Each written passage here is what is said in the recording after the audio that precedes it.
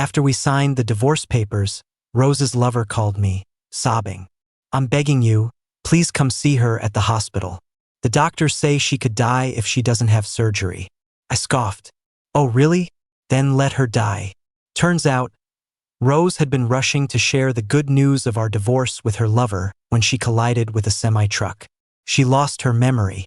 Her mind is stuck 10 years in the past, back when she loved me most. She's forgotten how we hurt and tortured each other. Forgotten how she moved heaven and earth to divorce me, just to make her relationship with her lover official. Which is why she's now telling that same lover, "Get out. I only want Jason. I'm Jason. But we're divorced now. And I don't love her anymore." I was lying on a beach, soaking up the sun, when Ethan's call came in. He was crying the second I picked up, practically begging. "Jason, can you please come to the hospital? The doctors say if Rose doesn't get surgery soon, her life is in danger. But she won't do it unless you're here. She said she'd rather die than not see you." I laughed bitterly, as if I just heard the funniest joke in the world, and drawled back, "Oh, really? Well, you can tell her to go ahead and die then." I hung up. He kept calling. I blocked his number. A moment later, I got a text from Rose's assistant, Kevin, explaining the whole story. Apparently, after Rose signed the divorce papers, she'd been speeding to share the news with her lover, Ethan, and slammed into a semi. She was badly injured, several broken ribs. Her leg probably broken too. That stuff would heal. The real problem was the head trauma. A hematoma was pressing on her cranial nerves, causing her to lose the last 10 years of her memories. In other words, she's mentally stuck 10 years ago, when she was 18. Back when she loved me most. Back when I was the only man in the world she had eyes for. But she's 28 now. She doesn't love me anymore, and we're divorced. I have zero desire to get tangled up with her again. Whether she lives or dies has nothing to do with me. As I was thinking this, I got a text from Rose herself. A whole flood of them. You could tell she was freaking out. "Baby, did we get married? I finally married you. Ha ha ha. Why would I divorce you? No way, that's impossible. They showed me the divorce papers and said I had them drawn up myself. You have to believe me, that must have been my other personality, or maybe I was possessed. It wasn't me. I love you so much. How could I marry you and then just leave you? And who is this Ethan guy? God, he's so ugly. There's no way I could be into someone like him. Baby, come back. If you don't come back, I'm not having the surgery. There's no point in living without you." Rose hadn't called me baby in years. She'd forgotten that I wasn't her baby anymore. She'd also forgotten that she no longer spoke to me in that tone. There was a chasm between us that could never be crossed, and it couldn't be fixed with a few simple words. I put my phone down and pulled my wide-brimmed hat over my face. My mind was a mess. Suddenly, the 18-year-old Rose and the 28-year-old Rose merged in my head. The moments of love and hate overlapped, like some surreal, twisted dream. The night after our college entrance exams, 18-year-old Rose waited downstairs from my apartment all night. She came down with a high fever the next day, but she was still as excited as a little kid. "Jason, you said you were afraid of distractions before, but the exams are over now. Can you give me a chance? If you can't, I'll just keep waiting until you say yes." But 10 years later, 28-year-old Rose left me alone in the hospital right after my emergency appendectomy, when I needed someone to take care of me, so she could celebrate her lover Ethan's birthday. When my incision got infected and caused complications, my fever wouldn't break, and she just said, "We're getting divorced anyway. It's better for you in the long run not to have me weighing you down." I handled all the hospital paperwork myself. It was a critical situation that required a family member's signature, but I couldn't find her anywhere. Ethan was the one who finally answered her phone. He said, "Rose just fell asleep. She's exhausted. She has a client meeting later, so she probably doesn't have time for you." I shut my eyes in pain at the memory. It's true that the 18-year-old her loved me. It's also true that the 28-year-old her doesn't. I can't forgive her. It's impossible. Suddenly, a call came through from Rose's number. I took a deep breath and answered. "Hello? Baby, is that you? I'm so sorry. They told me a lot about what's happened over the years, and I hate myself so much. How could that be me? How could I have treated you like that? They said we started a company together, and the divorce papers say you get half the shares. I want to change it. I'll give you everything. I don't want any of it. Just promise you'll come see me. Just once. Okay? And I guess I'm pretty rich now, too. I'll give you all my money. Rose, I said calmly. You've just lost your memory. When you get it back, you're going to regret everything you're doing right now. It's over between us. The person you love isn't me anymore. Please be rational and stop bothering me. Okay? No. I'm going to bother you. I am being rational. There's no way I don't love you. And if you don't come, I'm not getting treated. Then don't. Lie there and wait to die.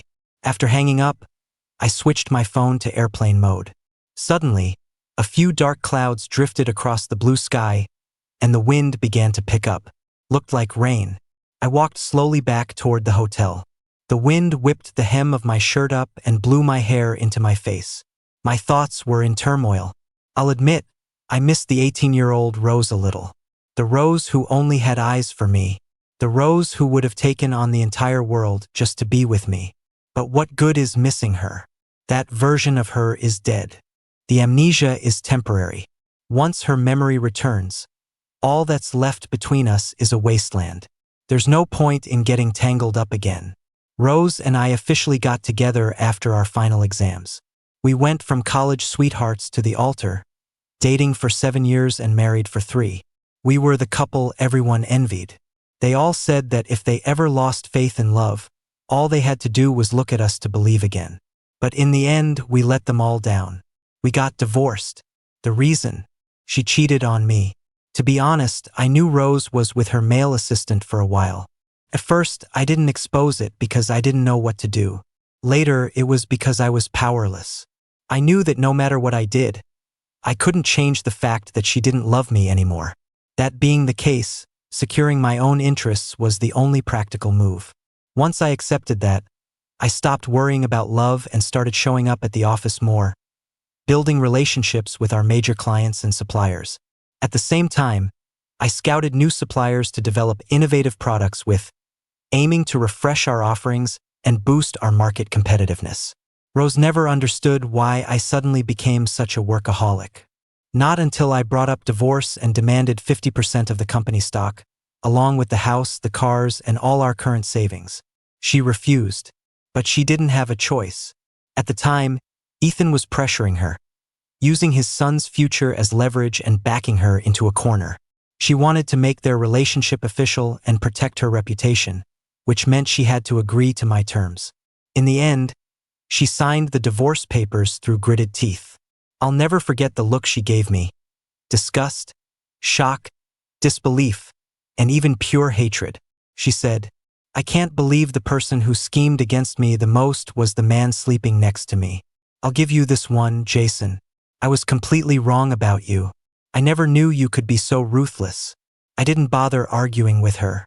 I had successfully gotten rid of a rotten woman and secured the assets that were rightfully mine. I was satisfied. I'm a businessman. I only care about results, and if the results are good, then everything's good. Nothing else matters.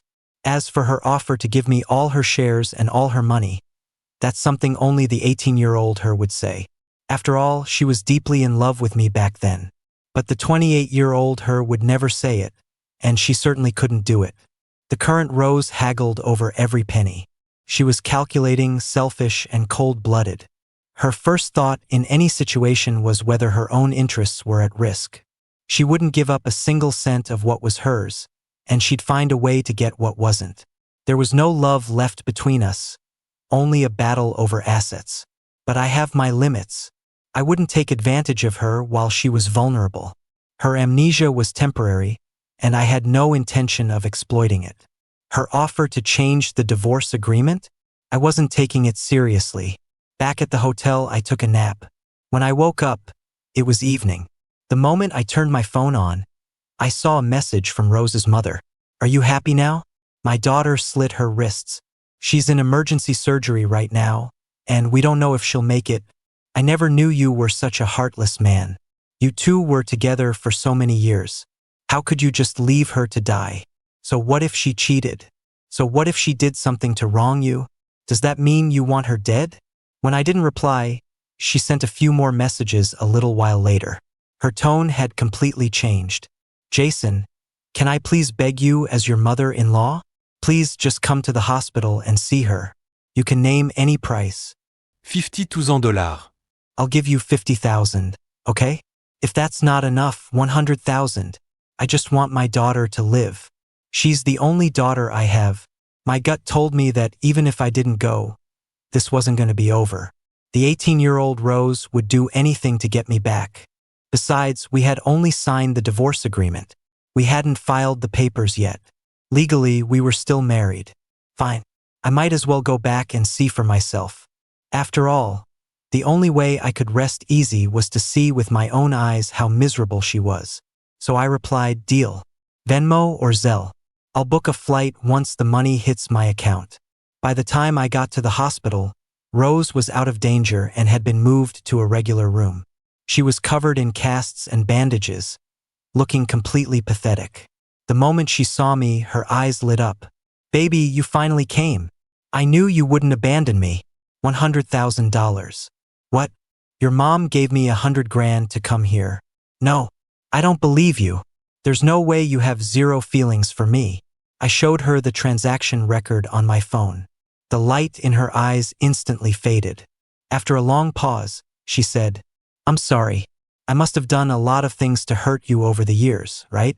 My assistant, Kevin, told me everything. He said I cheated on you with my own secretary. He said I hurt you over and over again for him. I don't know why I became that person, but I know for sure that you're the one I love. Rose, there's no point in saying any of this now. I looked at her, my heart perfectly still. Your memory will come back sooner or later. You'll remember how we tortured and hurt each other. You'll remember every single ugly moment between us. When that happens, all you'll feel for me is disgust and hatred, just like I feel for you right now. Then I won't get treated. Okay? I'll just let my memory stay gone forever. I don't want a life without you. I can't even imagine how I would live without you. I sighed, exasperated. Suddenly, I heard a sob from behind me. What are you doing here again? Didn't I make myself clear? Rose's face instantly hardened with anger as she yelled at Ethan, who was standing in the doorway. You knew I was married, and you shamelessly forced your way in. Don't you have parents? Didn't they teach you how to be a decent human being? I don't care if I have amnesia or not.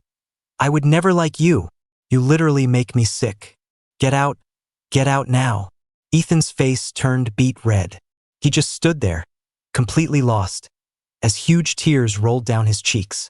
Rose had forgotten how she used to hate seeing Ethan cry. It would break her heart. She'd also forgotten that Ethan didn't have parents. That was why she'd developed a savior complex, always saying she wanted to give him a home. Ethan isn't like you. He can't live without me, but you'll be fine on your own. I admit I've wronged you. My feelings changed, but I can't help it. I just love him, you understand? Name your price. As long as you agree to a divorce, I'll give you company shares, property, money, whatever you want. She was willing to do anything to get rid of me, like scraping a piece of gum off the bottom of her shoe. She was irritated, disgusted, sickened to her core. And Ethan? He was her light, her medicine after a long day, her hope for a new life. I'm not leaving. Ethan's raw scream shattered my thoughts.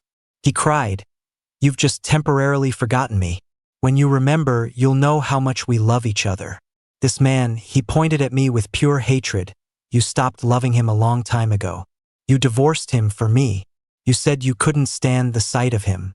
You said touching him was like touching yourself, completely numb.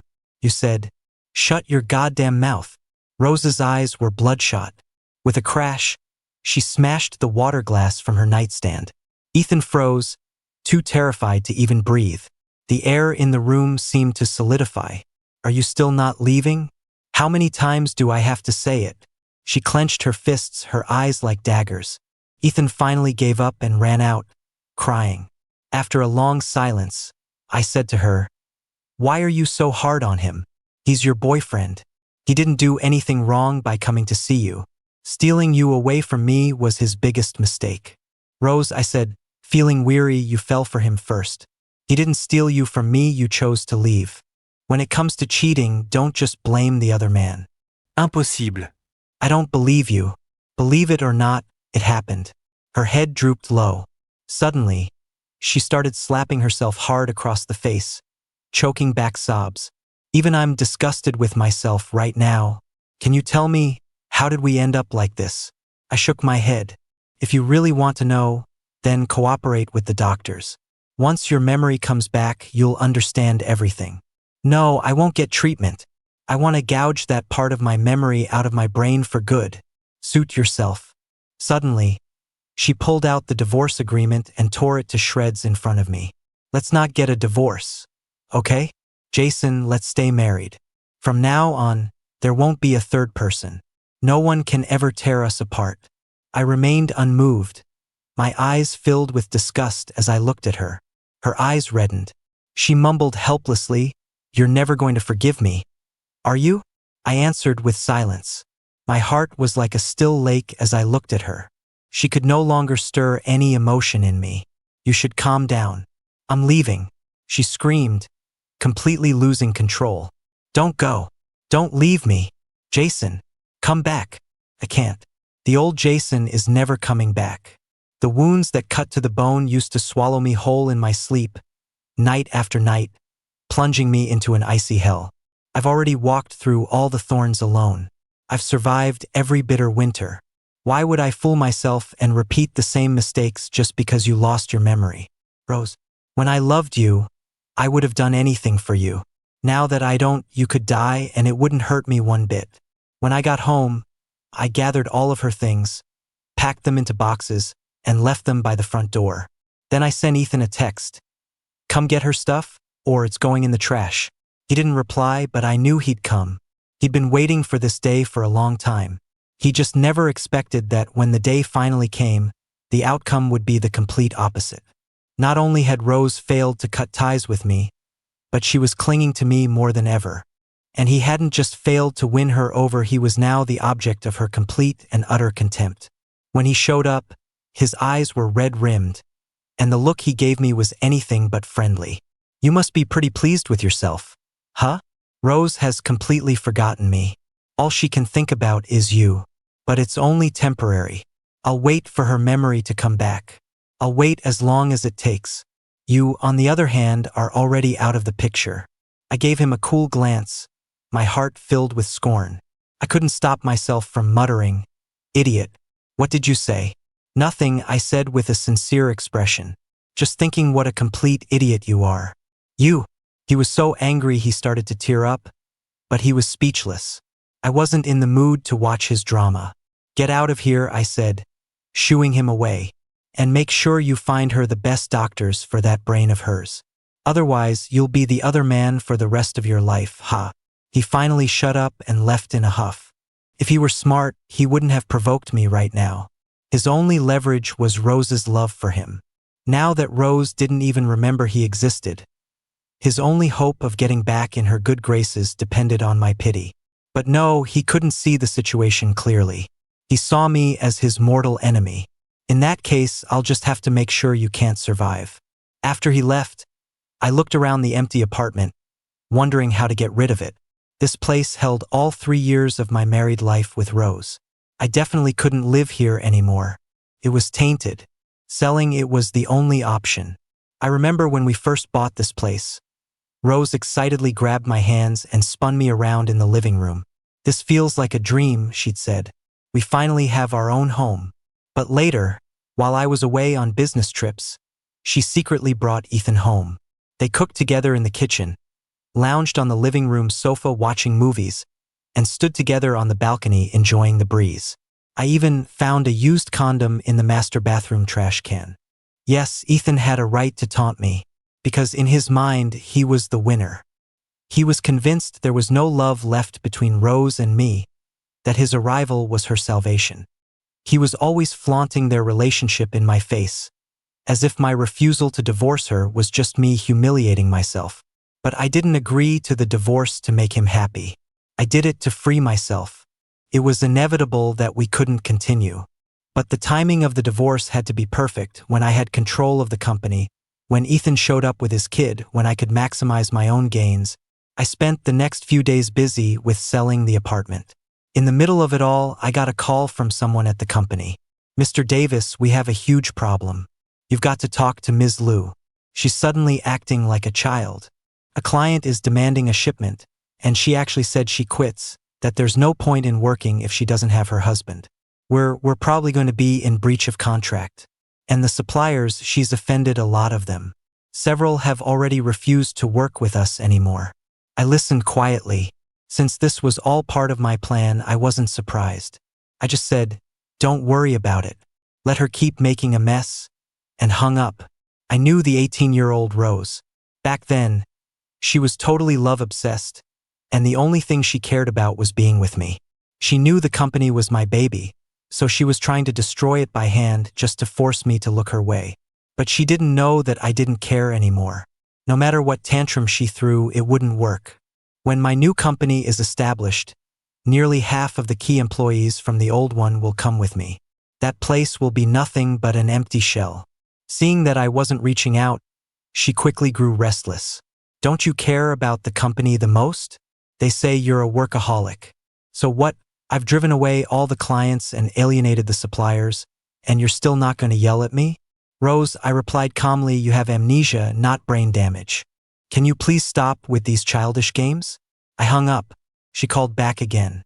I had no choice but to block her temporarily. I never expected her mother to show up at my door. I was with a real estate agent taking pictures of the apartment. She didn't seem surprised to see them, just cautiously asked if we could talk. "If you have something to say, just say it. As you can see, I'm pretty busy. Jason, you called me mom for 3 years. Can you please not speak to me like that?" Her eyes glistened with tears. "My daughter, she's in a very bad state right now. You know she's my only child. Her father died a long time ago, and I'm all alone." "Stop. What is it you want to say? Can you not divorce her? Even if you just pretend to get her to accept treatment. You're the only one she'll listen to right now. I'm out of ideas." It turned out Rose had completely cut ties with Ethan, treating him like the plague. The sight of him sent her into a rage.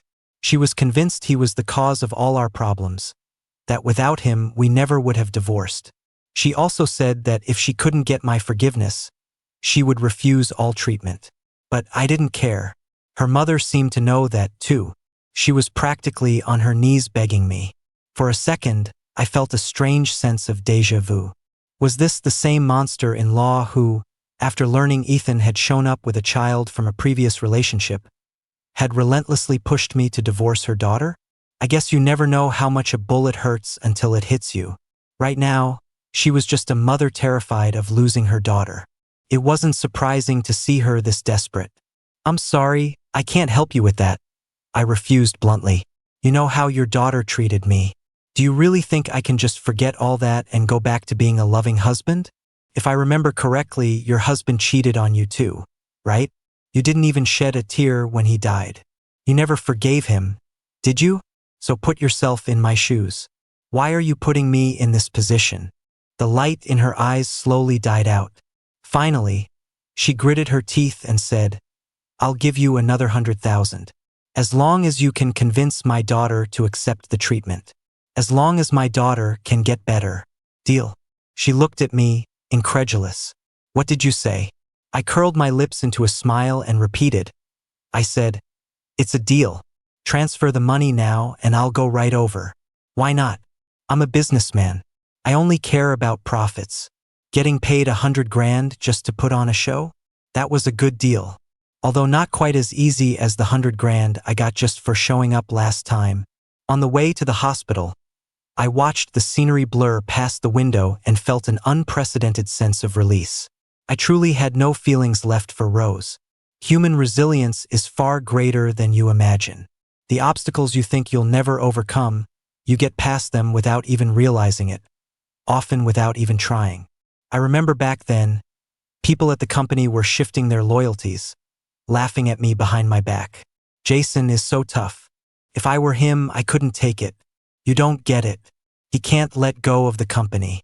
It's his baby, proof that he and Rose were once in love. So what? Rose doesn't love him anymore. She has someone new. She cheated and she gets to act all high and mighty. Hey, we're just employees. Let's not get involved.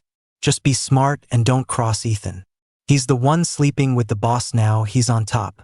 I didn't care about any of that. I was just secretly gutting the company from the inside. On the surface, though, I played the perfect victim. I'd pick huge fights with Rose, acting like a bitter, abandoned husband. This made Ethan even more arrogant. He said, "It's pretty pathetic for a man to end up like you. You can't keep your woman's heart, yet you're willing to keep working for her. Don't you know that all the money you're making for the company will be mine one day?" I pretended to despise him, fighting and yelling, telling him I would never divorce Rose and that he would always be the other man, hidden in the shadows. I did this to provoke him into pressuring Rose even more to make their relationship official. He fell right into my trap. But before that, he managed to screw me over one last time. Ethan had been plotting for a while. To frame me, he intentionally threw himself down a flight of stairs during an argument and then cried to Rose when she rushed over, "I know Jason hates me, but he can't just push me down the stairs." Even after I pulled the security footage to prove my innocence, Rose insisted that I was consumed by jealousy and had the heart of a snake. Arguing felt pointless. When we were signing the divorce papers, Rose said, "We were together for 10 years. There's no need to make this so ugly. Since you know everything, let's stop torturing each other. Let's just be decisive. Name your terms." I told her I wanted half the company, all the real estate, the cars, and our current savings. She refused at first. I said, "Then we don't get a divorce. Let Ethan be the other man forever." In that moment, the look in her eyes changed from disgust to pure hatred. But I didn't care. I knew with absolute certainty that the girl who once had eyes only for me was gone. Her bones turned to dust in the river of time. That being the case, I could let the person go, but I wouldn't give up a single penny of the money. Lost in thought, I arrived at the hospital. As I approached her room, I could hear shouting and a man's sobs from inside. When I walked in, Ethan was standing in the corner with tears streaming down his face. Rose was screaming at him to get out, throwing everything she could reach. She only calmed down a little when she saw me. "Jason, you came to see me?" The light in her eyes, if I had seen it before she met Ethan, it would have moved me. This was how she looked when she loved me. I remembered. Now it just made me sick. I tried to keep my expression neutral as I walked over and sat on the edge of her bed. "Rose," I said, my voice gentle and persuasive, "you don't want to divorce me, right? You want to be with me forever. I came here today to tell you that I agree.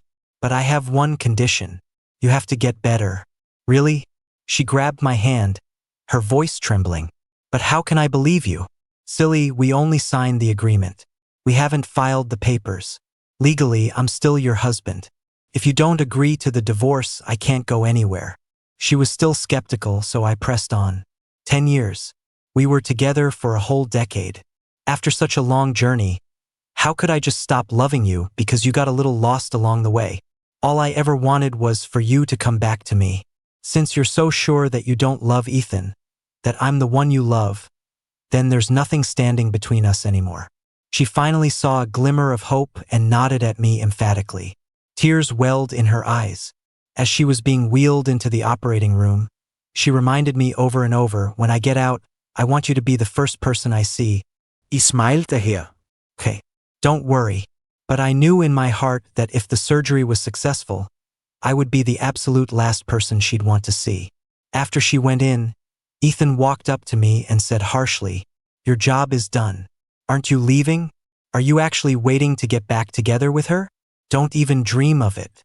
Once her memory comes back, she'll know I'm the one she loves, not you." I didn't say anything this time. I knew Rose's mother would speak for me. Sure enough, she rushed over the next second and pulled him away. "You shut your mouth. Who can guarantee the surgery will be a success? What if her memory doesn't come back and she's still crying for Jason? You're just the other man. Can't you learn your place? If it weren't for you, her condition wouldn't have gotten worse. She loses control every time she sees you. Don't you get it? Ethan's face flushed with anger, but he couldn't argue, because what her mother said was true. The 18-year-old Rose, whose morals hadn't yet been warped, was fiercely loyal to me. Ethan, the third party, was a living testament to her shame. It was only natural that she would fly into a rage at the sight of him. The wait was incredibly boring.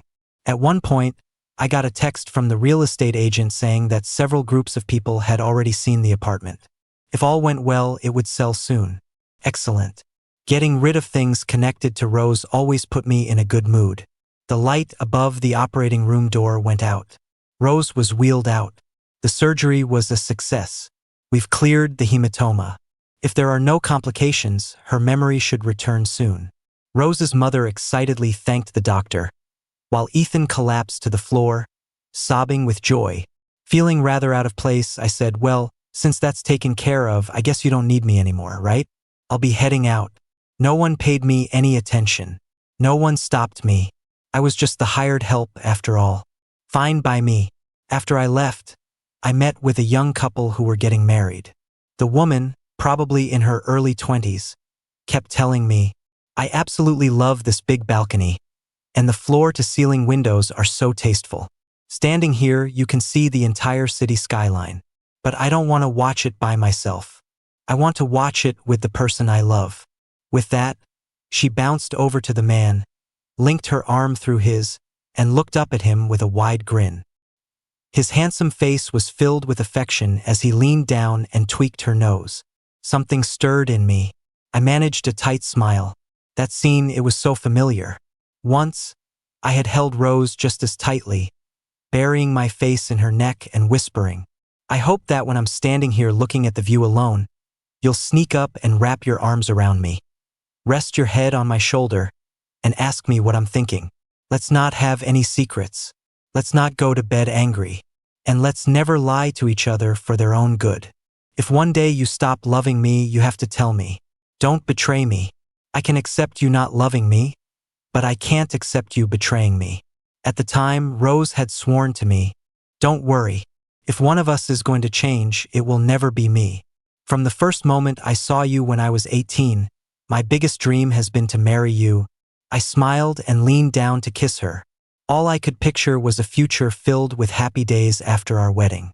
But that happiness didn't last long. She quickly grew bored. After meeting Ethan, that boredom became tangible. In the end, she didn't even want to talk to me anymore. Whatever. Love is a luxury in life. Having it is a blessing, losing it is the norm. Best to just take it in stride.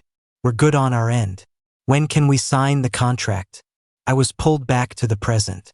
I smiled and replied, "Anytime." "Great, we'll be in touch soon. Thank you for letting it go. We really love the place." I finally managed a genuine, relieved smile. "Congratulations on your wedding. In advance." They glanced at each other and squeezed their hands tighter. Rose woke up a week later.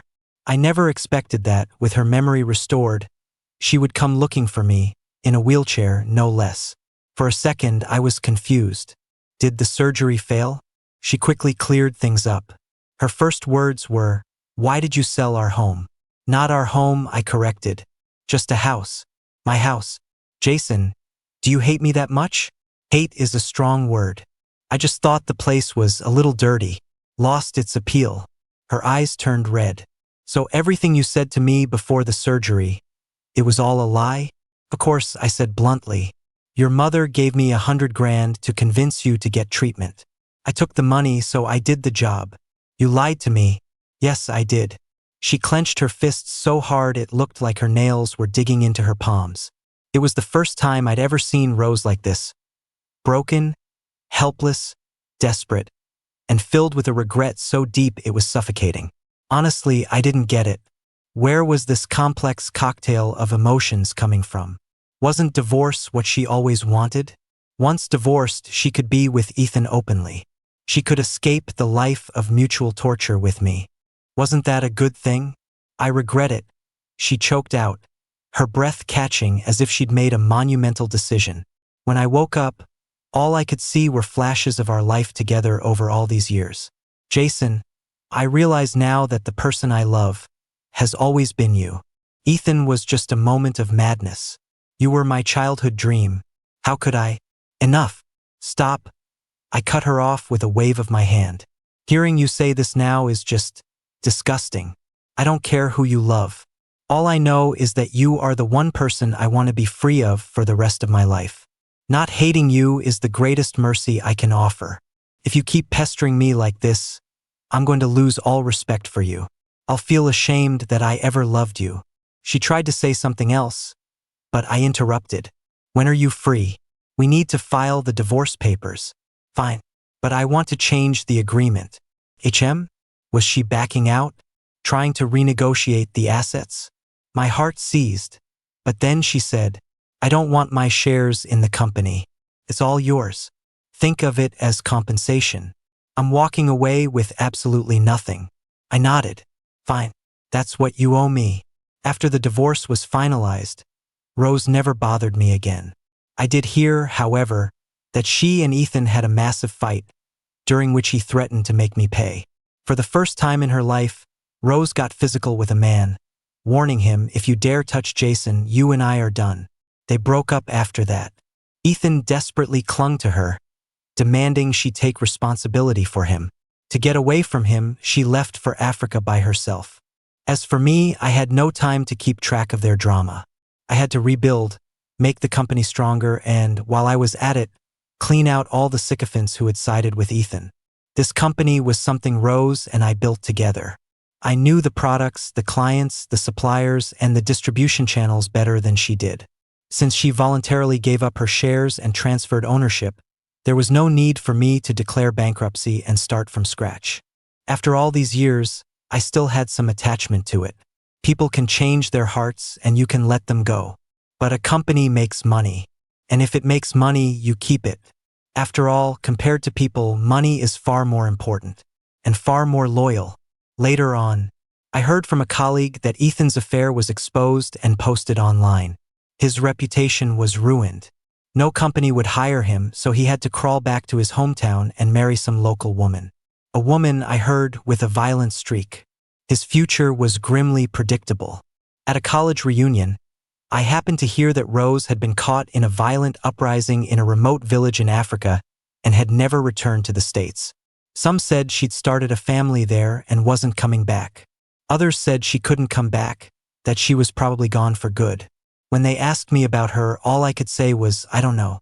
We haven't spoken since the divorce. I have to hear the news from you guys. These were the same classmates who had witnessed our love story, who had envied our marriage. Now all that was left was sighs and nostalgia.